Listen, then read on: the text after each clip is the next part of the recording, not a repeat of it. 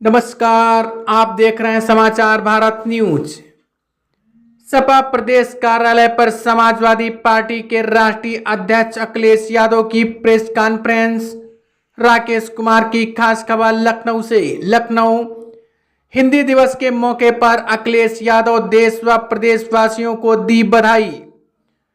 Professor Virendra Yadav जनपद Jaunpur, professor Abdul बिस्मिल्लाह, दीपक कबीर, प्रदीप अली, अर्चना दीक्षित, वंदना मिश्रा समेत कई अन्य साहित्यकारों को अखिलेश यादव ने सम्मानित किया। अखिलेश यादव ने स्थापित महायोद्धा कर पुस्तक का विमोचन भी किया। उदय प्रताप की वजह से अब्दुल्ला बिस्मिल्लाह से मिलने का मौका मिला। हिंदी दिवस के दिन हिंदी साहित्यकारों का सम्मान करना, हिंदी भाषा को बढ़ावा देना। आजादी के समय हिंदी उर्दू दोनों भाषाओं की वजह से देश को आजादी मिली। जितना हिंदी भाषा का सम्मान हम लोग कर रहे हैं, उतना ही भारतीय भाषाओं का सम्मान करना चाहिए।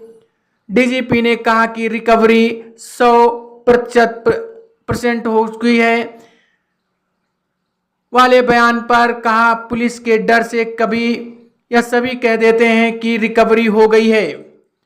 अयोध्या जैसे जमीनों पर अगर भ्रष्टाचार हो रहा हो तो अन्य जिलों में सोचो क्या होगा।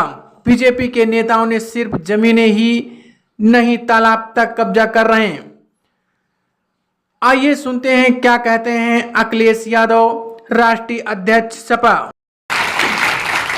साथ ही साथ मैं आदरणीय उदय प्रताप सिंह जी का धन्यवाद देता हूं कि जिन्होंने की वजह से आज हिंदी दिवस के दिन आज हम सब लोग मिल रहे हैं। मैं उनका विशेष इसलिए भी धन्यवाद दूंगा कि आदरणीय अब्दुल्ला बिस्मिल्लाह जी से मिलवाने का काम किया है। मैं जब उनको सुन रहा था और मैं सभागार में बैठे हुए लोगों को सबको देख रहा था, बहुत दिनों बाद चेहरों पे खुशी दिखाई दे रही थी उनकी बातें सुनकर। और मुझे लग रहा था कि पत्रकार साथी और सुनना चाहते हैं, लेकिन समय न होने की वजह से वो जितना कुछ कहना चाहते थे वो नहीं कह पाए। लेकिन मैं आदरणीय बिस्मिल्लाह साहब को बधाई देना चाहता हूं और भरोसा दिलाता हूं कि जब कभी भी कोई बड़ा कार्यक्रम होगा, मैं आपको जरूर उन कार्यक्रमों में आमंत्रित करूंगा, जिससे बहुत सारी जानकारी हम लोगों को मिलेगी। हिंदी दिवस के दिन हिंदी के साहित्यकारों का सम्मान करना और भाषाओं के बारे में जानकारी होना।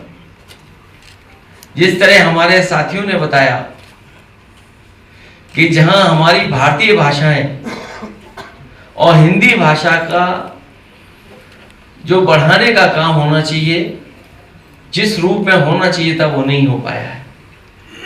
लेकिन इधर जब हम चीजों को देखते हैं तो बहुत कुछ बदलाव दिखाई दे रहा है। जहां नेताजी से लेकर के समाजवादियों ने, डॉक्टर राम मनोहर लोहिया जी से लेकर के जितने भी समाजवादी रहे हैं, और आजादी के समय में भी हिंदी की बहुत बड़ी भूमिका रही है। जहां आजादी के दीवानों के बीच में हिंदी की वजह से ही और हिंदी उर्दू दोनों भाषाओं को लेकर के एक क्रांति हुई, लोग जुड़े और भारत को आजादी मिली। जहां हमारी राष्ट्रीय भाषा बनी, वही हमें भारतीय भाषाओं को बढ़ाने का भी काम करना चाहिए। जहां हिंदी भाषा को हम लोग इतनी राष्ट्रीय भाषा के रूप में मानते हैं, वहीं कई बार और प्रदेशों में बहस छिड़ जाती है। तो मैं यही कहना चाहता हूं, जितना हिंदी भाषा का सम्मान हम लोग कर रहे हैं, उतना ही भारतीय भाषाओं का भी सम्मान करें।